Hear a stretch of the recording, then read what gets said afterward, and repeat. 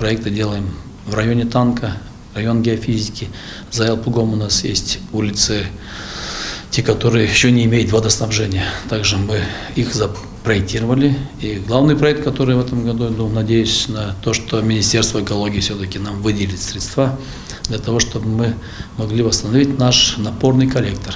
То есть у нас до сих пор он является самотечным, но по новому проекту он будет напорным коллектором. Спасибо Министерству экологии, в прошлом году было выделено почти 2 миллиона рублей. Это в район танка, на установку этих башен, именно чтобы обеспечить чемоданской водой район танка. Надеюсь, проект тоже уже идет на стадии завершения.